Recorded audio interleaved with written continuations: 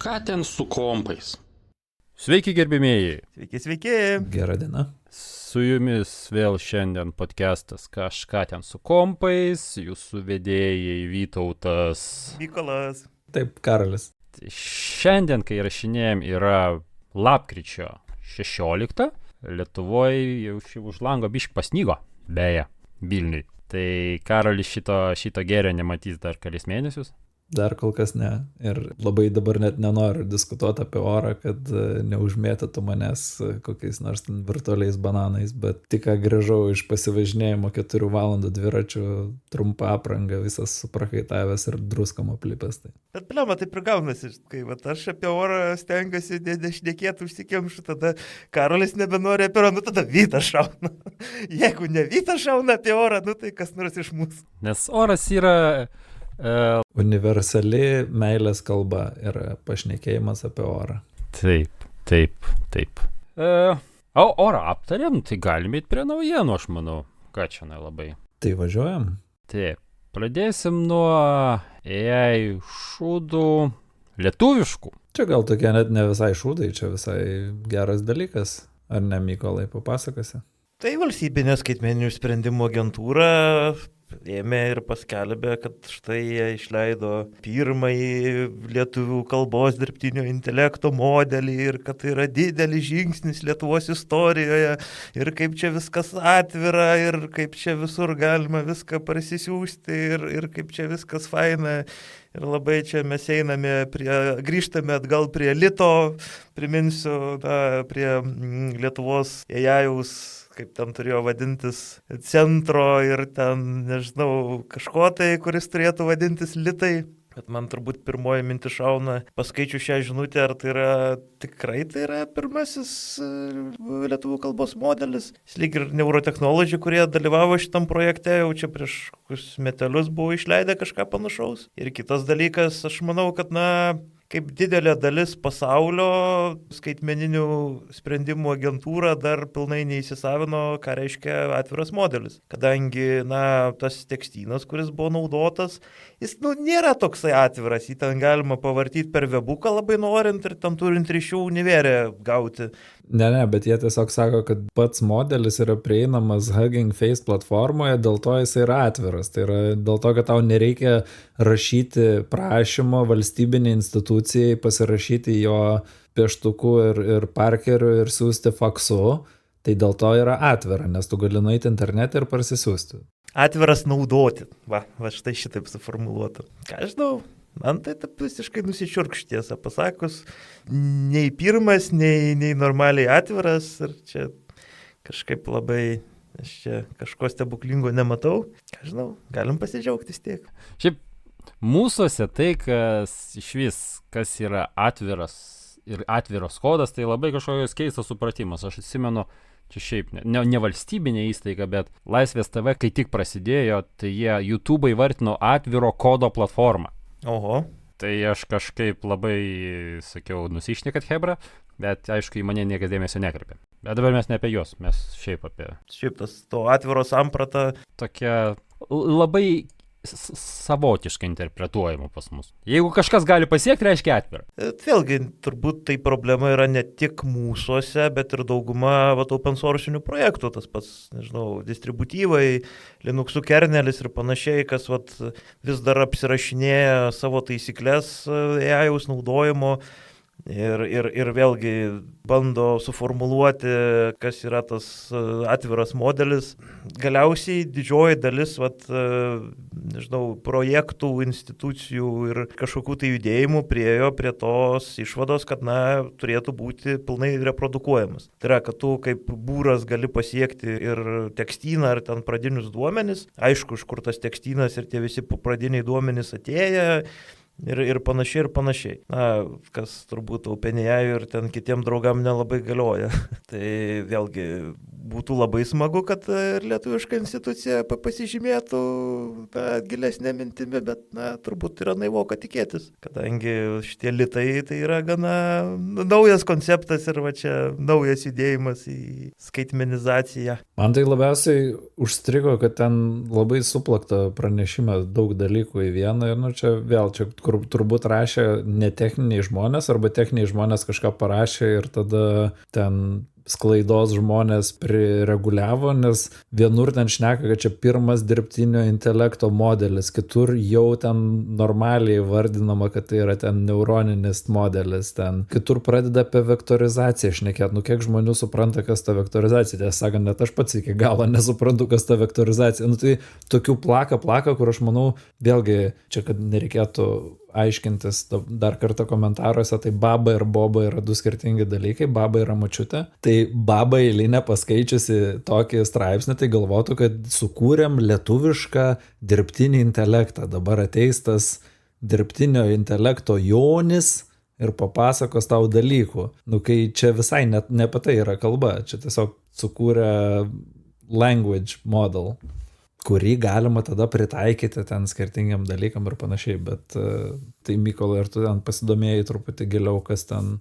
Paklikinau nuorodos į Hugging Face veikia, tai toks, man taip labai žemai kabantis vaisius pasirodė, tai galbūt kas nors, kas labiau su to užsiema ir dirba, kada nors kokią detalesnę ar praktiškesnę analizę padarys ar pritaikys kur nors. Man tik tai dėl pačio tekstyno liūdna, kurį naudoju, nes aš tuo tekstynu dažnai naudojusi ir jo naudojusi ne pagal paskirtį, labiau kaip archyvų straipsnių, laikraščių, pavyzdžiui, popierinių ir ten truputėlį tą tekstyno webą palaužydamas, bet kadangi jis nėra toks atviros prieigos, sakykime, tai paprastos atvaros prieigos, tai asmeniniam poreikiams beveik bevertis pastarosius, 19 metų, kiek jis egzistuoja.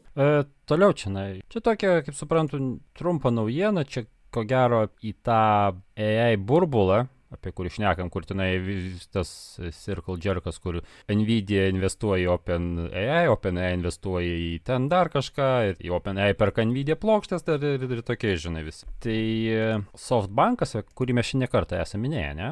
Tas japonų kažkoks didelis venture capital kompanija, kuri tenai daug ką investuoja, jie parduoda savo Nvidia akcijas, ne? Iš esmės pardavė visas, kiek ten turėjo susipirkę ir labai džiaugiasi, kad ten net 3 kartus brangiau pardavė negu pirko. Dabar tik tai žiūriu, kad straipsnis, kurį panaudojom, jisai pasidarė po paywallų staiga. Aš jau susigūglinau greitai CNBC straipsnį pasitikslinti detalės, tai ten šiaip iš tikrųjų bendram Nvidios valuacijai visoje, tai tas kiek ten 5,8 milijardo vertės akcijų pardavė, kas ten Nvidios dabar, kiek ten yra vertė, ten trilijonais, tai čia yra toksai kapeikos, jo siemkės, kaip liaudija sako. Ir čia gal toks, minėjau ankstesniuose epizoduose irgi, kad mes gal truputį lenkiam jau į tą stipriai AI skeptikų pusę ir labai norim, kad būtų burbulas jau čia sprogsta, bet panašu, kad iš tikrųjų tai čia tokia eilinė transakcija, nes ten tuo pačiu jie pardavė ir savo T-Mobile akcijų krūvą už daug daugiau milijardų negu tos pačios Nvidios, o su Nvidia kaip turėjo reikalų, taip ir turės, nes ten, vėlgi, tas circle jerkas jau yra toks ten priraizgytas, kad ten taip lengvai neatsiraizgys ir niekas nepabėgs. Tai aš būtent dėl to priraizgyto viso rato ir norėčiau, kad ne kažkas tai gerai pukšteltų. Tiesiog norisi pamatyti. Pamatyti norisi ir tikėtina, kad pamatysim, bet skaudės tai mums visiems. Antrinant Karolį tau, tai jie ir nepleidžia norų investuoti toliau į OpenAI. Ten pagrindinis to pardavimo garsiai vardinta ir motivacija buvo, kad mes čia labiau ne į Nvidia, o dabar kišimo į OpenAI, kas, iš vienos pusės, čia kaip ir su kokiais startupais, hardvariniai startupai, nėra labai mėgiami, nes tai yra fucking sunku, sudėtinga, brangu ir labiau rizikinga turbūt, nežinau, grąža tolesnė. Bet čia Nvidia jau seniai nebe startupas, bet čia bendrai toks pastebėjimas. Kad jau minima apie OpenAI, čia toks irgi trumpas pastebėjimas. Europos komisija yra padariusi taisyklės, kad Europos gal institucijos ar panašiai ten neturėtų naudoti ChatGPT.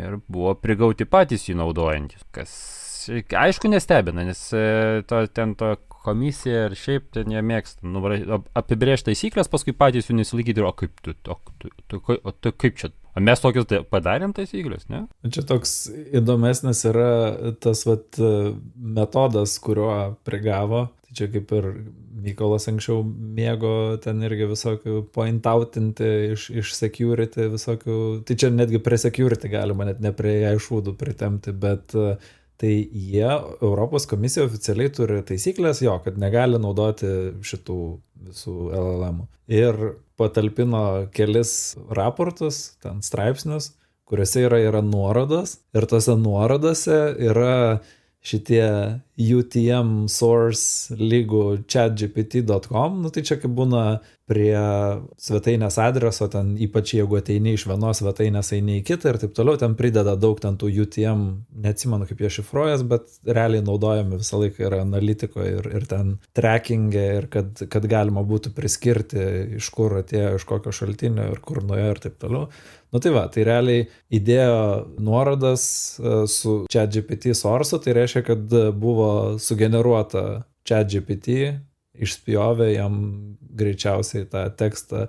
Nors čia dar galima būtų klausimas, vėl, ne tai, kad tai niekaip jų neišteisina, jeigu jie negali naudoti, tai negali naudoti, bet gali būti, kad kažkas nebuvo tikras savo kalbos, ten tonų ir taip toliau, nes čia yra vienas iš dalykų, kur, kad ir koks skeptiškas bebūčiau, kur šitie LLM-ai, nes jie yra teksto modeliai, kalbos modeliai, tai tu gali įdėti tekstą ir sakyti, kas čia per šūdų šūdas, prašau parašyk man tai profesionaliai ir jisai tau parašys. Čia gal perrašyk labiau profesionaliai, kad jam duodi turinio inputą konkretų. Tai gali būti, kad kažkas davė inputą ten kažkokio raporto su nuorodom ir tas ChatGPT pridėjo tas nuorodas. Tai čia mano teorija tokia prie vietos išgalvota, reikėtų aišku prasitestuoti, bet aš ChatGPT iš principo nenaudoju, tai nežinau, kaip jisai ten su nuorodom elgėsi ir ką jom daro. Bet jis sakė, kad jie žiopliai, ta prasme, ar sunku buvo nuimtos visus UTM-us? Ne visi turi tokią attention to details, ne visi kreipia tiek dėmesio į detalės. Beje, apie tą profesionalumą ChatGPT, dabargi čia mačiau, kažkodėl tai kai kurie žmonės aiškina, kad labai svarbus, didelis dalykas tai, kad galima bus nustatyti, kad ChatGPT naudotų brūkšnelį, o ne brūkšnį. Tai čia ne kai kurie žmonės, o čia pats Sam Altman tweetino, kad jisai ten truputį kitaip parašė, jisai, kad čia, šiandieną čia mažas, bet reikšmingas laimėjimas, tai kad dabar ChatGPT, tu jam kokį pasakysi brūkšnelio tipą, tai yra ar trumpą, ar tą pailgintą brūkšnelį, tokį jisai ir naudos. Ir čia juokingiausia buvo, kad taip, aš visiškai sutinku, kad jeigu prieš tai turėjo problemą šitas modelis ir dabar išsprendė, tai čia yra toksai mielas, malonus kažkoks laimėjimas, bet mes kalbėjom apie paskutinius metus Kolumbiją, kaip čia išgydysim vėžį, kaip čia AGI užvaldys pasaulį, kaip čia chatbotai čia žudo žmonės ir taip toliau, ir žinai, toksai jau Skynetas jau čia, bet dabar gali padėti brūkšnelį tvarkingai.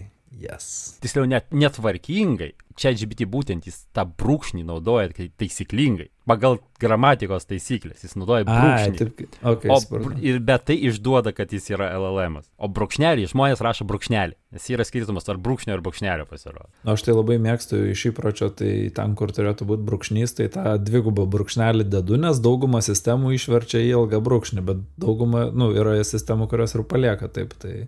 Aš trumpai dar norėčiau grįžti prie Europos komisijos, kadangi man be šito pastebėjimo, kad čia galimai Europos komisija eilinį sykį galimai truputėlį apeina savo pačių apsibrėžtas taisyklės ir nurodymus, ko nenaudoti ir ką naudoti, tai man visai dar įdomu pasirodė, kas tai pastebėjo šitą ChatGPT naudojimą. Tai buvo konkrečiai viena iš airių organizacijų, kuri turėtų rūpintis piliečių teisėmis turbūt, dar vieni surašiniai, šviekauju, aišku, bet vėlgi pats procesas toks, kad išlindo ta organizacija, pastebėjo, kreipėsi į Europos komisijos ombudsmeną, kuris ir buvo ši pareigybė gana sustiprinta ir apskritai turbūt įkurta ir sustiprinta po ankstesnių skundų, pavyzdžiui, kokį turėjome su Office 365 naudojimu, Europos komisijos reikmėm ir apskritai duomenų laikymų užjūriuose. Ir tą mechanizmą, kuris kilo, panašu, kad naudoja, ir plačiau. Ne tik Noib, ne tik, nežinau, ten kokie nors piliečiai ir ten ir airių tokia organizacija.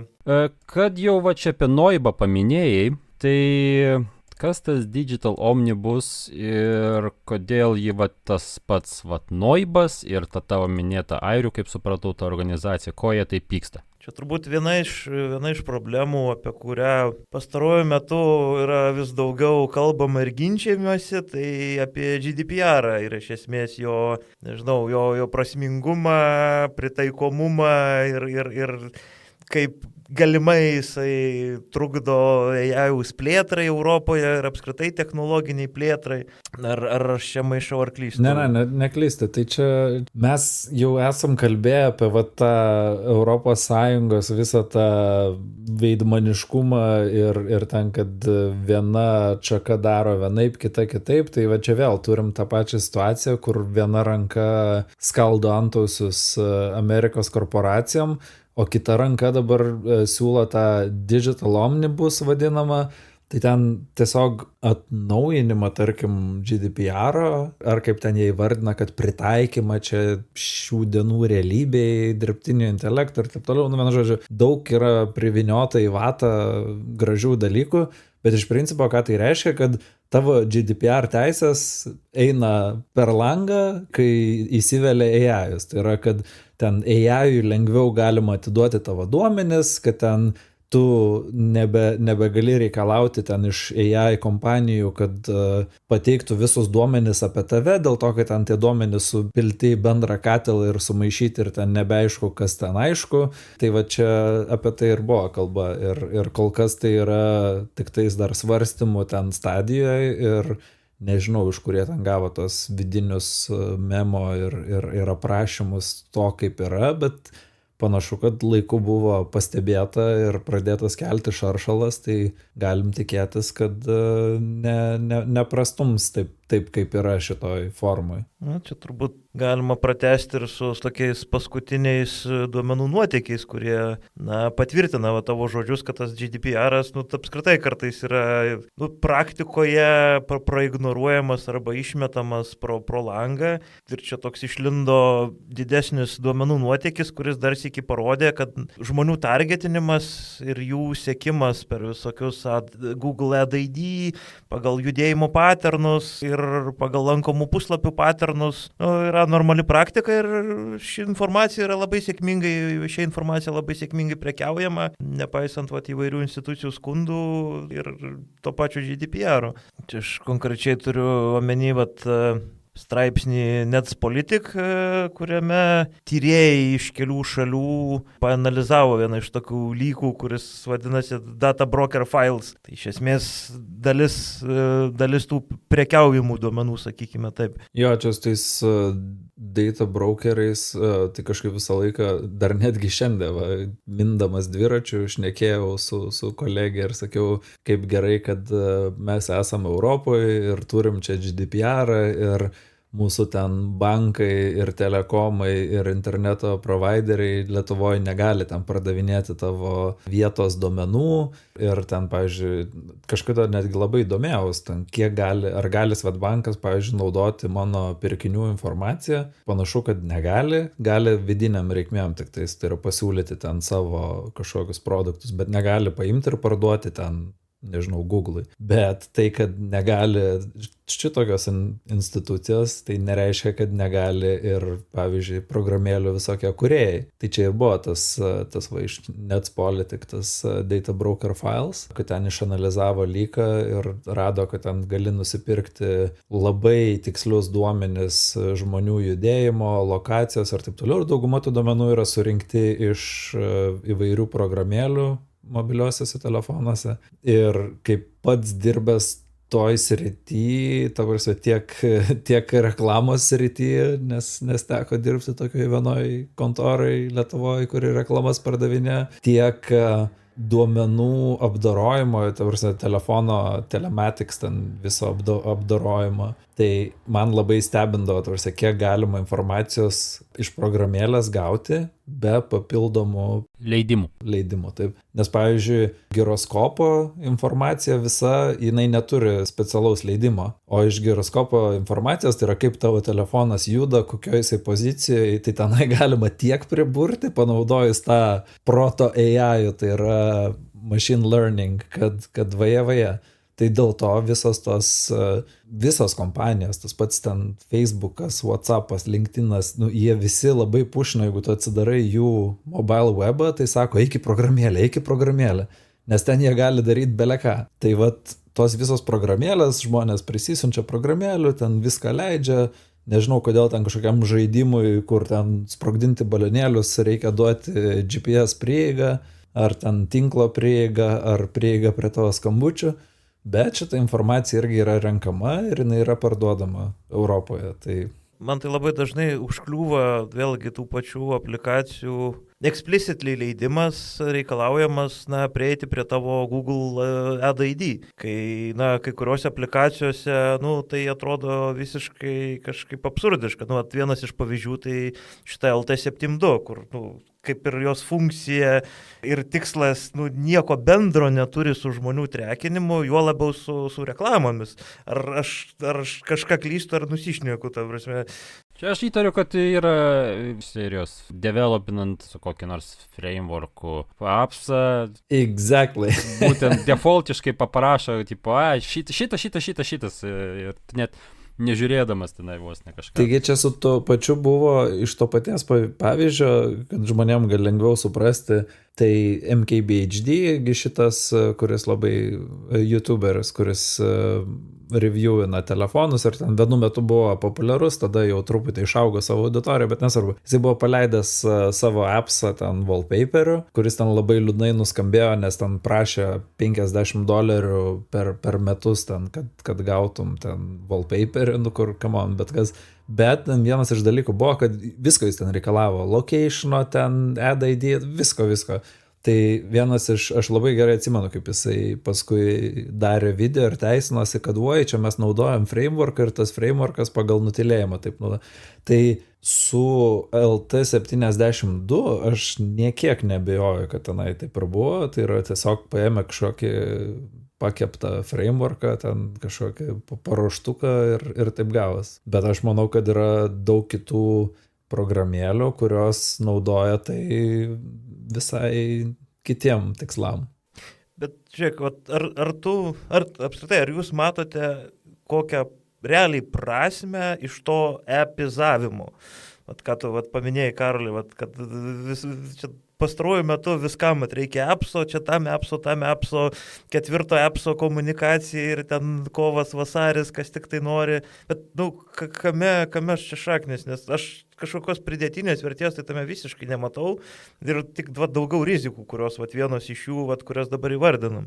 Čia tiek valstybinių institucijų. Aš tai manau, kad čia yra tiesiog absoliutus siekimas to, ko žmonės tikisi ir žmonės dabar yra pratę, kad viskam yra programėlė, nors jeigu prisiminsime, kaip išėjo iPhone'as, tai Steve Jobso buvo mintis, kad viskas bus web aplikacijos, tai yra, kad realiai reikės iPhone'ui tik tais naršyklės ir gal ten kalkuliatorius, ir kad viską galėsi pasidaryti. Ir pirmas iPhone'as, jeigu gerai atsimenu, tai net neturėjo programėlių. Buvo naršyklė, buvo ten kalkuliatorius kažkas, bet nebuvo tokio dalyko kaip App Store'as, ten negalėjo atsisiųsti programėlių. Gal klystų, bet man atrodo, kad neklystų. Turėjo, nes man atrodo, pirmo iPhone'o vienas iš šūkių, there's an app for that. Ne, čia tikrai ne pirmo buvo, čia buvo gal ten 2, 3 ar 4, bet galim palikti šitą nedaryti dabar live fact-checkinimo, paliksim, pažiūrėsim, kiek žmonių neužmigo iki šitos vietos ir kas ką pakomentuos. Bet mintis tai jo, tas, kad žmonės dabar yra įpratę, kad viskam turi būti appsas. Kaip pavyzdžiui, man asmeniškai yra daug patogiau tiesiog pasidaryti tą progressive web app arba nuorodą ant ekrano, bet vėlgi daugumą žmonių net nesupranta to. Ir vėl šiandien, kaip tik turėjom tą pačią diskusiją šiandieną apie tai, kad taigi viskam reikia appsų, parodžiau žmogui, kaip ant iPhone'o, kurio neturiu ir nesinaudoju ir nemoku, bet parodžiau, kaip reikia verslo žinių užsidėti ikonėlę ant desktopo, ar kaip tam vadinasi, home screen'o. Ir jo, žmogus buvo labai nustebęs ir sakė, tai o kam tada man čia to appso reikia, jeigu man viskas, ko reikia, tai atsidaryti verslo žinių pagrindinį puslapį paskrolinti. Nu tai va, tai prašau. Ir čia yra, aš manau, kad tos institucijos tiesiog seka tai, ko tikisi žmonės. Tai va čia reikia užsiminėti sklaida kažkokią ir protinimu žmonių ir galbūt mes kažkiek tai prie šito prisidėsim. Šiaip užknisa tai, kad būna padaro appsą, o webinę dalį tai apleidžia. Čia kaip e-sveikata? Jo. O e-sveikata appsą turi? Taip, pasirodo turi. Matai, su e-sveikatos appsų yra tokia problema, kad atsidarai puslapį jų, nuoroda į tą appsą yra po baneriu apie sausainiukus. Ir kol tu nepaklikini sausainiukų banerio, tu nematai nuorodas apie appsą ir kur jisai yra. Gerai, bet tada grįžtant dabar prie sveikatos, čia, man atrodo, praeitą savaitę visi žinojo, visi girdėjo, netgi tie, kurie nesinaudoja, kad e-sveikata neveikia. Žodžiu, deployino penktadienį ir po savaitgalio neveikia. Nu, ta prasme, o ką įtikėjusi penktadienį deployindami, ha? Aš tai juokiausi iš vieno dalyko, kad, penktadienį, ketvirtadienį, kas buvo skelbiama, kad mes čia optimizacijas dieksime, čia greitaveiką stiprinsime, ten klaidas taisysim ir panašiai. Dalykai, kurių tikslas yra sutvarkyti greitaveiką pagrindė. O pirmadienio atmazai buvo tokie, kad tai čia turbūt labai daug medikų prisijungia iš pirmadienio ryto, ir mes čia krūvą naujų visokių funkcionalumų diegiame ir čia turbūt tame yra priežastis, kur nežinau, visiškai pasikeitė komunikavimas ir, teigiami faktai kardinaliai kitokie. Ir žinai, čia galim pasijuokti apie tą diegimą penktadieniais, bet man labiau tas užkliuvo, kur visiškai priešingus dalykus pradėjo giedot, kaip po diegimo nustojo veikti dalykai. Apskritai tokia skaidrumo stoka ir techninių detalių paaiškinimo stoka, ne tik e-sveikatos, bet didžiosios dalies valstybinių projektų žiauriai erzina. Tai dabar taigi apie skaidrumo stoką, tai čia iškart išstojo Nemuno aušra, jie čia jau darys auditą, ten kaip čia jau naudojami pinigai, švietinai kažkuri tai sveikatos apsaugos ministerija, kas neužadėjo. Vsio, dedam 15 liaumų, padarom atskirą, kad ne registrų centras darytų. Bet tai, kalbant apie registrų centrą, tai dar buvo, irgi reikės įmesti į šaltinius, buvo Norkūno video apie, būtent, tik aš nesupratau, tiksliau, aš kaip supratau, tas video išėjo po šito lūžimo ir jisai tam pasako. Tai jisai ten turi savų niuansų, kodėl, ta prasme, šneka, ką šneka ir kaip šneka, jis turi savų interesų, tai ten viskas okay. Bet man buvo didelė naujiena, kad e-sveikata yra ta korinė sistema, kurią registro centras valdo ir taip toliau, ir kad visokios ten ligoninės ir įstaigos turi savo integracijos taškus ir ten savo sistemas, ir kad taip, ten, ta prasme, vieną dieną neveikia viena, kitą dieną neveikia kita, o liaudyje bendrai ir dauguma ten gydytojų ir taip toliau, jie tai nežino, jie jungias per tą pačią e-sveikatą, bet nereiškia, kad nueina ten pat, ta prasme, ir kai ten kažkas neveikia, tai nebūtinai, kad ta korinė sistema neveikia.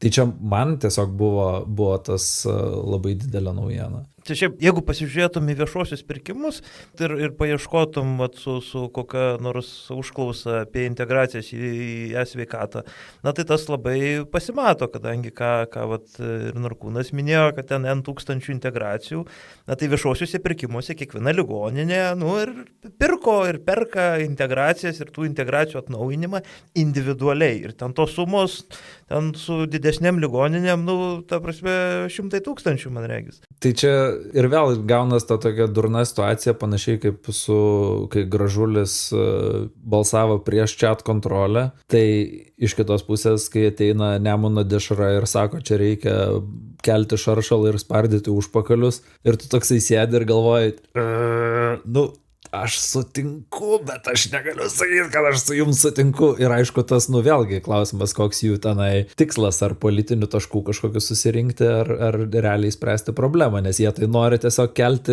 suirutę. Kelti šaršalą ir panašiai, nes, žinai, kaip su LRT auditu buvo, jie tenai tikėjusi, kad bus daug rasta kažko, prie ko jie prisikabins, galės perimti kontrolę. Bet tokių finansinių bėdų nebuvo rasta, aišku, bandė tenai koks nors skardžius tenai bullshitą aiškint, jeigu kas nors kai kas nors pakomentaruose pasako, tu čia meluoji, tas užbandytavas. Tai aš gavau baną iš jo.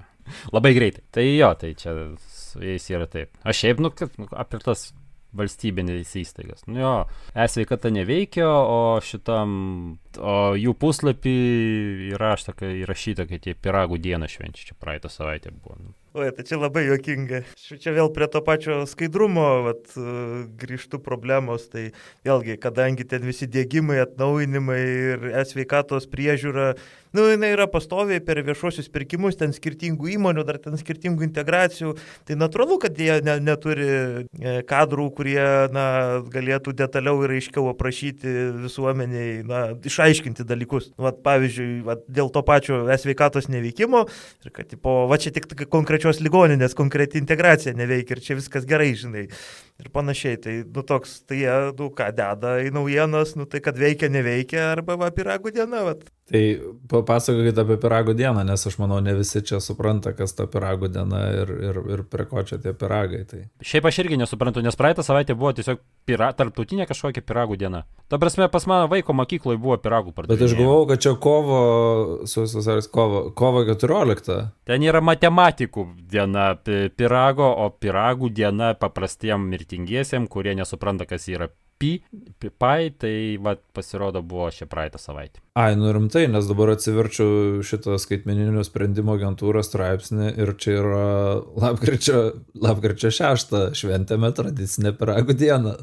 Tai gerai tada. Kažkas padeplojino e-sveikatą, kuri neveikia, bet pyrago tai pavalgys.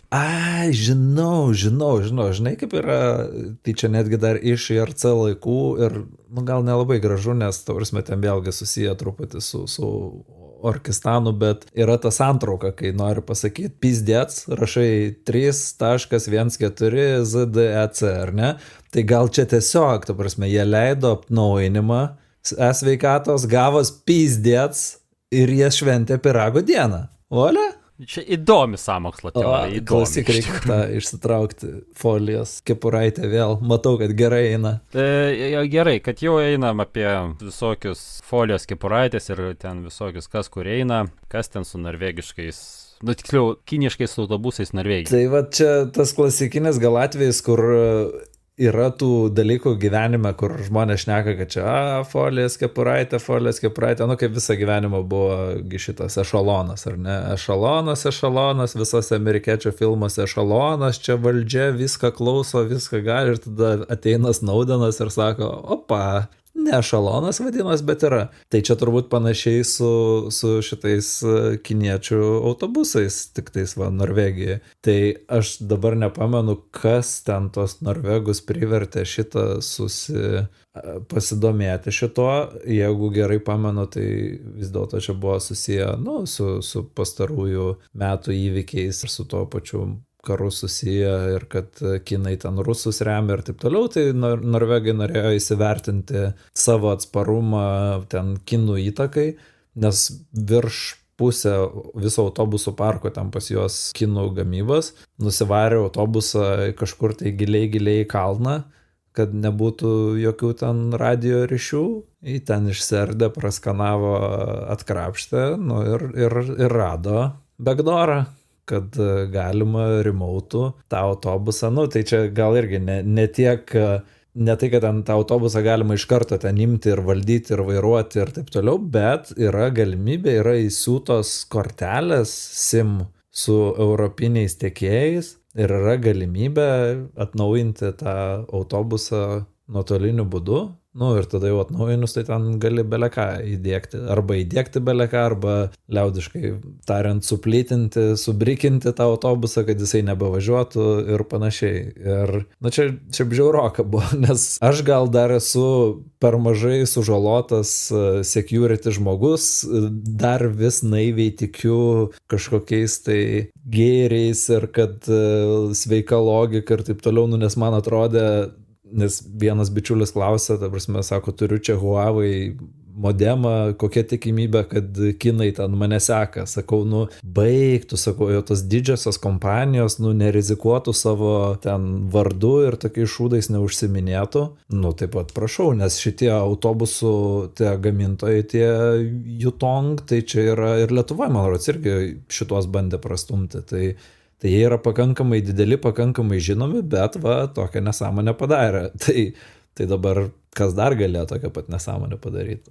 Aš čia tokius du dalykus turiu, būtent dėl šito straipsnio ir šito incidento. Tai iš vienos pusės tai aš gana smarkiai pykau ant kelių veikėjų, kurie skalambėjo šią temą, kadangi jie, manau, kad nepasigilino į konkrečiai detalės, kadangi kai pateikė šitą situaciją, kad čia gali sustabdyti autobusą, čia visą kitą, tai skambėjo panašiai kaip su tais Lenkų traukiniais, kur mes jau irgi pernai kalbėjom ir čia metus teisėsi, kur realiai pardavė traukinius, kuriuose realiai įsiūtas stopas. Prasme, jeigu nuvarai traukinį į konkurentų remonto dirbtuvės, jisai užsibrikina. Tai čia konkrečiai rasta tik galimybė atnaujinti nuotolių dalykus. Aš nesakau, kad tai yra nieko baisaus, bet man tai panašiau į tiesiog šūdinas praktikas gaminant hardvarą ir softą, kadangi Europoje, toksai dalykas nepraeitų. Mes čia darbe esam turėjau tokių situacijų, kur, klientas nori savo softvarą skraidantį ore monitorinti ir valdyti, bet mes turime pagalvoti apie tą sprendimą, kad jis būtų explicitly jungiamas pačio kliento ir be kliento žinios niekas to negalėtų padaryti. Tai yra fizinė knopkė, fizinė jungtis įjungti modemą, valingai jis turi pats įsidėti SIM kortelę į skraidantį daiktą, ir tada galėtų valingai paupdėtinti ar monitorint ar ten whatever ką daryti, bet pats klientas, arba mum leist prisijungti. Bet tai tame ir reikalas, kad tai dabar man atrodo, kad tu truputį skambėjau taip, kaip tas naivus jaunuolis, kaip aš skambėjau, kad tai čia jie taip nedarytų, bet nes tu sakai, atrado, kad tik tais gali atnaujinti, bet čia jau įdėta tokia galimybė su ta prasme, fizinė Europos Sąjungos, dabar neatsimenu ten vengrų, ir kieno ten jie tas korteles dėjo, tai čia jau yra, čia tikrai parodo kažkokią tai intenciją ir tai buvo tikrai specialiai, o ne kažkoks čia, prasileidom, čia gal paleidom, gal reikės kažką pataisyti, kad ten, savo užpakalį išgelbėt ir panašiai. Aš pilnai suprantu ir nesiginčiu, kad tai yra blogai. Man vienintelis, kas nepatiko, tai forma, kuria buvo pateikiamas, skalambinamas šitas straipsnis, kadangi skaitant antraštės susidarė toks vaizdas, kad realiai pagauti už čiuprynos, kaip realiai užbrikinė tos autobusus. Bet šito nebuvo. Bet galimybė yra, tai aš dėl to visiškai nesiginčiu ir tikrai pilnai gali pasinaudoti. Žinai. Tai, mane kartais piktina tokia, kur antraštė pateikia daugiau negu yra ten visame straipsnėje ir kad tai sužinotum, turi ten išsiversti iš norvegų kalbos visą straipsnį ir ten paskutinėje eilutėje bus paminėta, kad jo radom. Mykolas atrado clickbaitą ir supyko. Taip. Čia konkretų bičo mastodonė, dėl kurio aš tavęs klausiau, gal žinosi, kur, jo pastarėjai dažnai straipsniai tokie, kur, clickbaitas ir toks... Tai žurnalistas, Hebra, ko jūs norite. Šiaip kalbant apie clickbaitus, clickbaitų fabrikas, Meta. Kas čia? Buvo tyrimas kažkoks atliktas, kad Metos pajamos, pelnas, labai didelė dalis ateina iš skemų.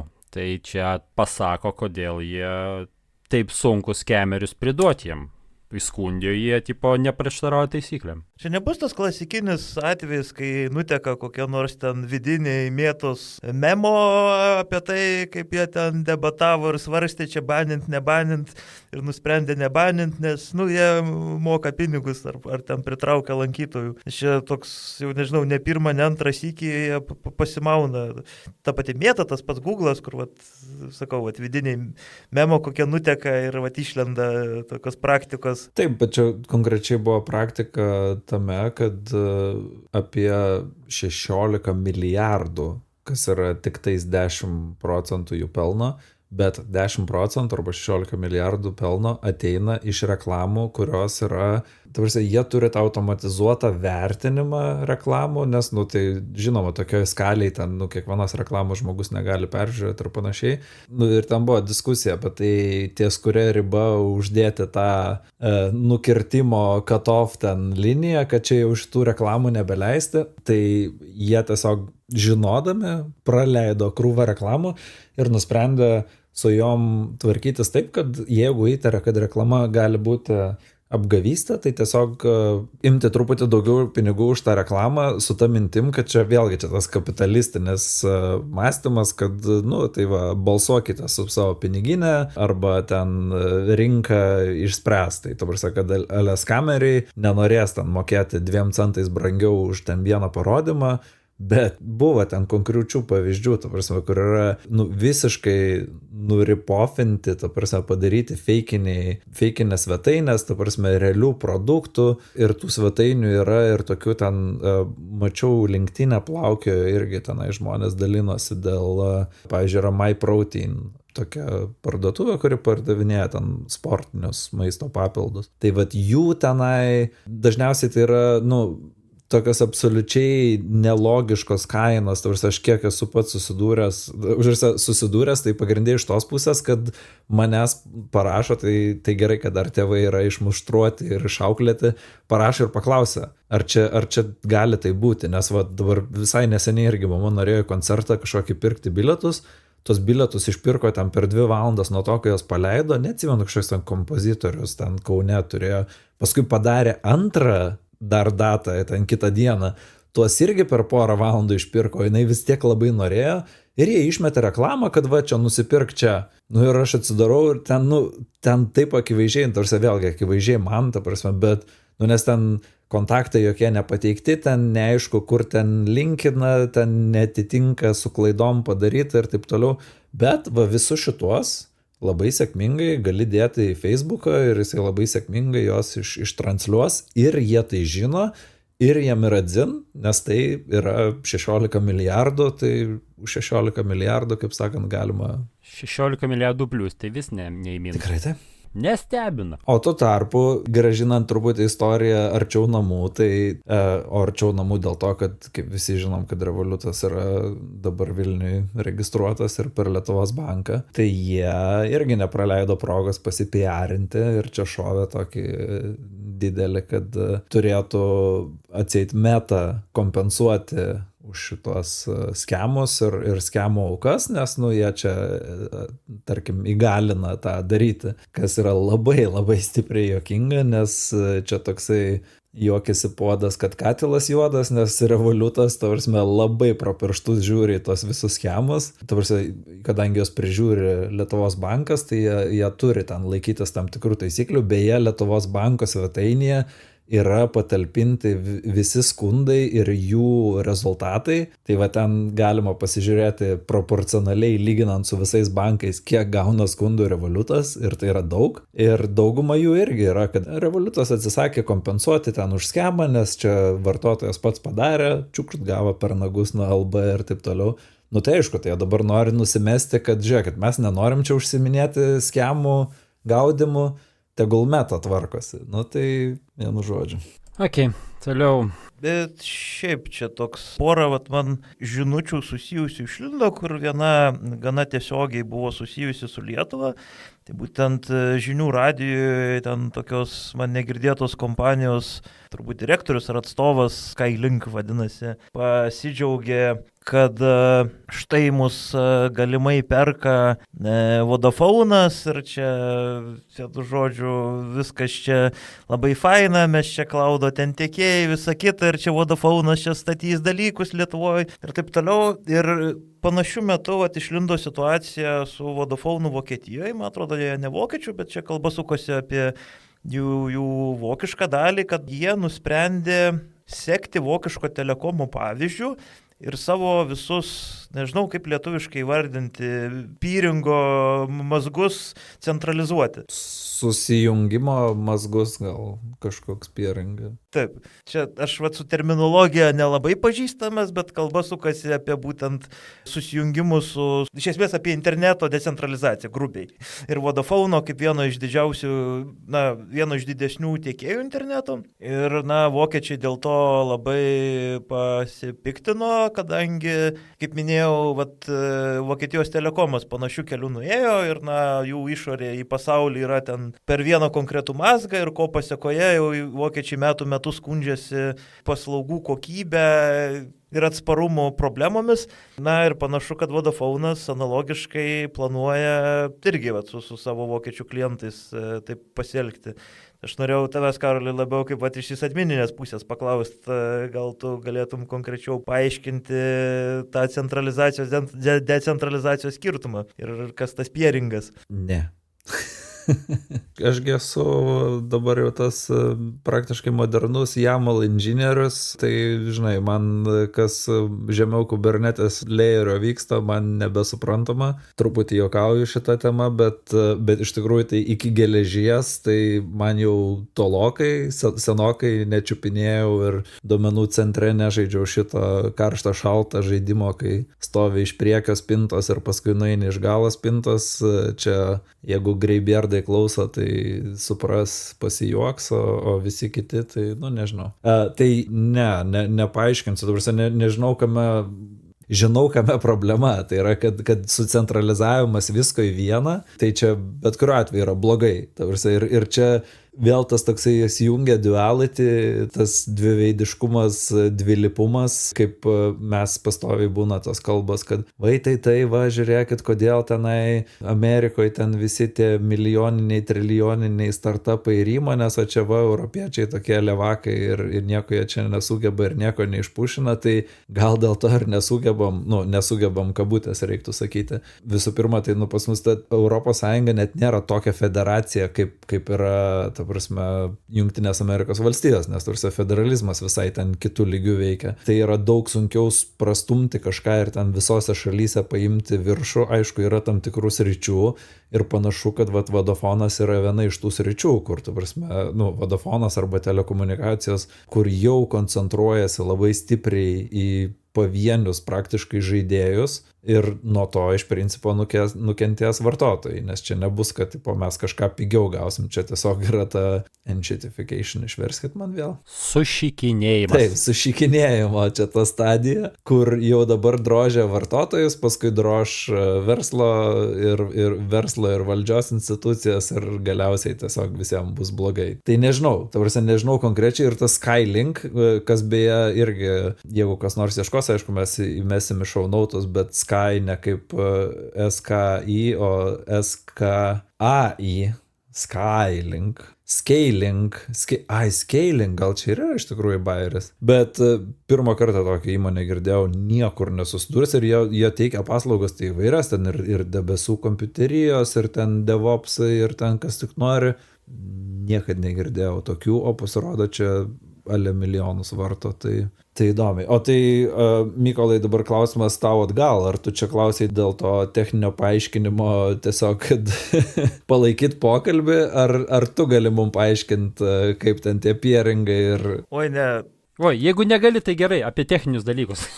Ar tvarinius. Sužinau pakankamai neseniai, tiesą sakant, kad HDMI tai yra iš principo brandas, ne tai, kad technologija, bet tai brandas ir kad tu jį naudotum, tu turi mokėti ten tam HDMI, ten tam ne konsorciumui, kažkokiam tai tenai organizacijai. Ir dėl to AMD, kadangi savo vaizdo kortom pateikia open sourcinius driverius, su HDMI ten visais feature'ais yra problemų. Nes open source'as, kas mokės už tai, žinai, kad ir ten turi sertifikuotis kažkaip, kad galėtum tą HDMI naudot ne tik vardą, bet ir ten visas galimybės, man atrodo, kažkas tokio. Žinai, čia gal labiau netgi ne tai, kad brandas, bet standartas. Tai lygiai taip pat ir USB standartas ir yra USB korporatyvas, kuris ten tą standartą plėtoja ir aprašo, kaip tu gali naudoti. Jo, bet ar tu USB šitam turi mokėti? HDMI tu turi mokėti. Už kiekvieną laidą kaip ARM procą tu turi mokėti. Taip, aš turiu menį, kad standartizuojantis organas, jisai ir sugalvoja savo taisyklės. Tai HDMI-aus forumas, kaip HDMI-aus kaip standarto owneriai ir kūrėjai, jie nusprendė būti subinėm. Ir jau ne pirmus metus ten su HDMI-um kyla problemų ir tos problemos yra tokios, kad tiesiog atviro kodo developeriam neduoda prieigos prie specifikacijų, prie dokumentų reikalingų parašyti driverį, kuris bendrautų per HDMI. Kas ypatingai aktualu vaizdo kortų driverių kūrėjam, šiuo atveju AMD labai dėl to keikėsi ir tokių visokių apribojimų gaunasi, kad ten vaizdo kortos gamintojas ten gali susimokėti ten kokį procentą ar centų nuo pagamintos vaizdo kortos, bet tai kaip tada reikėtų apmokestinti instalus driverių kaip softo į kiekvieną kompą ir HDMI tas forumas, kaip minėjau, yra subinės ir jie sako, eikit šikt, mes jums nieko neduosim, kol jūs mums nemokėsit už kiekvieną ten vienetą ar kažką tai. Ir jau čia, sakau, tas mūšis metus vyksta ir kuo toliau, tuo šitas display portas darosi geresnė opcija ir saugesnė opcija, kadangi ten irgi analogiškai standartizavimo organas yra atskiras, bet su jais tokių problemų nekyla. Ir šiaip standartas paprastesnis. Kalbant apie subinės, šiaip čia neseniai, aš dabar nepasakysiu tiksliai datos, neseniai išėjo žaidimas Europa Universalis 5. Europa Universalis 4 buvo ilgai žaidžiamas, ten labai gyrė žmonės. O kas nors žaidė tą žaidimą, ar čia, man tai keista, kad 4 versija ar 5, aš pirmą kartą tokį girdžiu ir dabar žiūriu į screenshotą, tai čia jisai toks truputį šitą Heroes of Might and Magic primena, ar kažkas tokio? Jis yra civilizacija. Ėjimų strategija, bet remiamas į realius istorinius laikotarpius. Europoje. Tarsi už Lietuvą gali žaisti ir gali tuninti. Nuo kažkurių metų pradedi ir važiuoji. Aš tik norėčiau dar įgarsinti Mykolo veido išraišką, kaip pasakiau, kad nebuvau girdėjęs šitą žaidimą ir pareplikuoti, nes jo veido išraiška tai buvo what the fuck, arba kas per šūdas, arba iš kokio tu čia medžiai iškritai, bet aš norėčiau pareplikuoti, kad aš esu visiškai addictive personality ir aš negaliu žaisti žaidimų, tavrasi aš vieną dieną yra valanda, antrą dieną 3, trečią dieną aš iškrentu iš pasaulio, tai aš dėl to net nepradedu. Man labai patinka taip per stiklą palaižyti tos žaidimus, pasižiūrėti į screenshotus ir trailerius ir tuom ir baigės. Tai dabar per stiklą laižymas ir vyksta. Tai gerai, tai išleistas buvo žaidimas ir ką žaidėjai padarė, pavyzdžiui, skirtingai nuo civilizacijos 7, kur prašė, kad maždaug padarykit Ukrainą kaip atskirą civilizaciją ir panašiai. Jie Ukrainos tos teritorijos miestus pavadino ukrainietiškai. Tarkim, Kijev, tenai Kryvyi Rih, vietai Kryvoj Rog ir panašiai. Yra Kharkiv, tokiais šitais pavadinimais. A maskoliai, kad užsišyko. Išleido modą, kur atstatė teisingus pavadinimus. Komentaruose po šito straipsnių, aš pabandžiau pažiūrėti Facebook'e, sračius kaip ir priklauso. Tai žinai, modą išleido, bet originaliai tai respektas žaidimo kūrėjam už tai, kad jie taip padarė originaliai. Bet čia dėl tos račiaus, tai turbūt mes jau kokį 3 kartą panašią situaciją matome, kai ruskiai baisiausiai užsiputojo dėl dėl teisingo poelgio žaidime. Taip, dėl faktų, taip. Ir tai, kad žaidime atspindimi faktai. Čiagi ir su Černobiliu buvo, ir man atrodo, su kažkurio iš strateginių, pernai per podcastą esam šnekėję. O šiaip tiesa, šitas Europoje universalis, tai originaliai, stalo žaidimo pagrindų sukurtas, gal, mažiau įtraukiantis būtų, mažiau valandų suvalgantis. Stalo žaidimus, tai Settlers of Catan galim žaisti ir Carcassonne. Du mano mėgstamiausia. Kadangi jau esam žaidimų pasaulyje, šiaip šią savaitę, praeitą jau, didžiausia iš tikrųjų bomba numetė Valvas, kai, taip sakant, trečiadienį vakare mūsų laiku anonsavo 3 naujus devices. Tai Steam kontrolerį, kuris tenai, pagal specifikacijas geras, ta prasme, jis kaip iš principo, kaip yra Steam Deck'o, tas visas valdymas tiesiog ekranas išimtas. O ten tas Steam Deck'o jis tenai touchpadais su magnetiniais šitais, tai reiškia driftinimo maža tikimybė tenai turėtų iš vis nebūti ir panašiai. Tada Steam Machine. GameCube. Jo, GameCube'as, kas iš tikrųjų yra, iš principo kompiuteris. Ir Hebra analizavo ne pats galingiausias kompiuteris. Prieš paskutinės kartos hardvaras įdėta. Jie, kadangi nepaskelbė kainų, bet sakė, šitas kompas bus kompas. Jie net ne kaip konsolė įvardina, tai yra kaip kompas. Kaip konsolė, bet ir kompas. Kaina bus kaip panašių speksų kompiuterio. Ta prasme, nedarys tokio, kad dempinguoja ir pardavinėja pigiau. Bet turint omeny, kad tai yra sąlyginai silpnas hardvaras, tai reiškia nebus tokia didelė kaina. Tikėtina. Ir jo, tai yra kompas, ten veikia SteamOS ir yra, netgi video buvo parodyta, kada modas įjungtas ir tenai gali dirbti kaip su paprastu kompu. Tas labai faina. Ir dar vienas pristatė tą Steam Frame, kas yra, virtualios realybės akiniai. Šįkart be laidų, gali ten transliuoti, streamint žaidimus iš savo kompo, bet taip pat ir standalone žaidimus paleidžia. Jis yra irgi SteamOS-as, irgi turi desktop modą, bet kas su Steam Frame buvo pakankamai įdomi naujiena. Ten yra, kaip mobile device'as, ARM procesorius, visa kita. Gali žaisti VR žaidimus ir gali žaisti ne VR žaidimus, paprastus, iš savo Steam bibliotekos. Ir jie paleido per open source'inį, sakykime, emuliatorių. Jie paleidinėja Inteliniam architektūrai sukompiliuotus žaidimus ant ARM-inio procesorių. Ir nėra labai didelis tasai frame dropas, ta prasme. Ten kažkiek mažiau ten tų frame'ų, bet nėra taip pat labai radikaliai. Ta prasme, vis tiek yra pakankamai patogiai žaidžiama. Tai jie,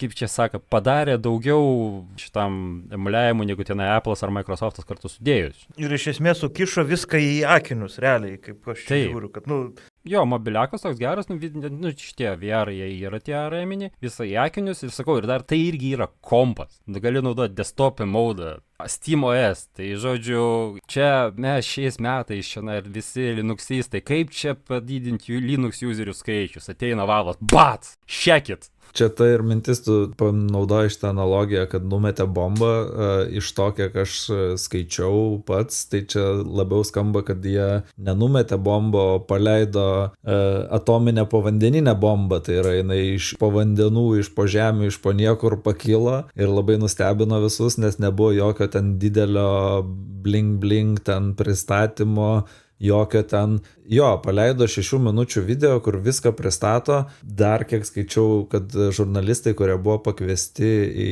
į tą Steam'o HQ, gavo pašnekėti tiesiai su inžinieriais, o ne su kažkokiais tenai pardavimų žmonėm. Marketingistais. Ir ten inžinieriai, ten full on geek out, ta prasme viską ten išpasakojo, pripasakojo, ką ten prikūrė, padarė. Tai vėl, tai turbūt sudėliojant akcentus, kame čia visas tas žavesys yra, tai kad praktiškai visi iš tų pristatytų įrenginių, išskyrus kontrolerį, tai yra tiesiog standalone kompiuteriai, ant kurių galima leisti žaidimus, juos visus sieja SteamOS-as, kas yra Linuxas, ir jie yra svarbiausia paminėti, kad viskas gerai, Arčas. I'm vegan. Tai jos visus sieja SteamOS ir jie būtent va ta emulacija, kad x86 žaidimus ant arminių procesorių ranina, tai reiškia, kad tu galėsi čia greičiausiai ir visa tai vyksta irgi atviro kodoje, čia nėra, kad kažką pasikonvertavo ir pasislėpė tam patys, tai greičiausiai nuo to tie žmonės, kurie žaidžia, ir čia man tai turbūt didelis minusas, nes bus daugiau pagundų ir reikės daugiau tvardytis, bet iš to išlošia tiek Linux vartotojai, tiek macOS vartotojai. Tavrsi, čia, tiesiog toks yra win-win-win visom prasmėm ir Valvas, man atrodo, tiesiog drop the mic ir left the room ir dabar atsineš šitą grebliuką ir dolerius grebliosis, tai kadangi nesam finansinis podcastas ir negalim oficialiai iš tų patarimų dalinti, bet jeigu kas nors esat retail investuotojai ir turit prieigą, tai pirkit Valvo akcijas, jeigu jie yra listinguojami, nežinau. Valvo akcijų negali pirkti.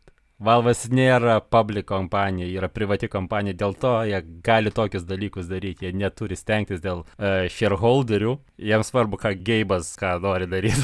Supratau, tada dumpinkit Sony ir Microsoft akcijas. Man, žinai, tu emulaciją paminėjai, tai man labai tas, pasakyti, džiugina, kadangi panašu, kad Apple'os nebus vieninteliai, kurie siūlo normalų arminį hardvarą. Kadangi Apple'o tų visų M1, M2, M3, M4 viena iš pagrindinių esmių ir buvo, kad ten jų tą emuliatorių naudodamas tu gali pasileisti visą x86 softą ir ten jisai pakankamai gerai ir greitai veikia, kadangi jie ten savo kustominį silikoną pasidarė. Ir dabar žiūriu, tie patys akiniai, Steam'o, jie pagal computing technologijas procesoriaus gamybai, čia atrodo moderniškiausi, kokie tik tai įmanoma. Ir jeigu labai pasiteisins šitą emulaciją, tai bus labai džiugu ir faina ir in your face Apple'ui. Jeigu ką, tas Steam Machine, tai jis nearminis, jis yra intelinės architektūros. AMD procesorių, bet tai architektūra intelinė, jeigu ką. Tai, bet, vis tiek, čia yra labai, sakykim taip, šios praeitos savaitės vienas džiugiausių naujienų, čia aš kiek žiūrėjau, tenai Mastodone, ten tie geekai, ten tie garsesni su podcastais, tie visi tenai, kaip žinai, kaip mergaitės krykštavo iš laimės. Aš irgi pažiūrėjau, tai visai pasirodė smagiai viskas. Dabar tik tai reikia sulaukti kainų, kas linksmiausia čia buvo in your face dar Microsoft'ui, kuris žadėjo, kad sekantis jų Xbox'as bus irgi PC konsolės hybridas. Ir tenai greičiausiai kaina bus tenai vos nelink štuka 2, ten panašiai. Jeigu Steam'as paliks savo tenai šitą, turint omeny kos hardvaras, tai jie ko gero gali jie iki 600-700 baksų palikti ir paleis anksčiau, nes Microsoft'as 27 turėtų paleisti, o šitie paleis čia realiai už kelių mėnesių. Tai čia toks in your face. Iš principo, ko Geibas Steam'as ir siekia padaužyti Microsoft'ą į snukį. Aš tik tave, Vytai, biškį pataisysiu. Šitam kube Steam'o AMD tiek procas, tiek vaizdūškė. Bet architektūra intelinė. Ta prasme, ta x86 M4. Taip. Tikrai taip. Ir kada plazmą dar naudoja, beje. Kas įdomu. Tai ką, užtenka šiandien. Tai Microsoft'o snukio daužymais galim, kaip sakant, apsimaloninę, apsipatenkinę, tuom ir baigti čia vakar. Man čia labiau Microsoft'o ir Apple'o, bet abi... Bet kad Apple'as gamingo tai nelabai, tik tais tiek, kad tą jų ARM'o dalį apvalgys, bet aš tai nematau, kaip jie... Aš manau, kad vis dėlto Microsoft'ui iš Xbox'o pusės labiau čia skaudės. Tai. Ja. Turėtų. Tai ką, tai gerai, tai baigiam šiandienos podcastą. Primenam, kad mus rasit Kosdopod.lt, YouTube'ai, Spotify'ai, kitose podcastų platformose, indeksuose. Paremti, jeigu labai norit, galit per Ko-fi. Žodžiu, visas nuorodas rasit aprašyme ir dar įdėsim nuorodą į straipsnius, iš kurių mes čia pasakojom viską ir ne viską. Čia užsukit apsižvalgyti Mastodoną, to pačiu. Tik tai reikia išmokti kaip, nes aš irgi vakar girdėjau klausimų, tai čia kas, kaip čia naudoti. Aš jau vardą išmokau, tai yra vis dėlto Gytis, o ne Rytis. Tai vis dar Gyti, jeigu klausai, norėtume tave pakviesti, kad ateitum, papasakotum liaudžiai apie Mastodoną ir Fedivisatą bendrai. Tai gerai, tai ką, tai tiek. Iki. Iki. Iki.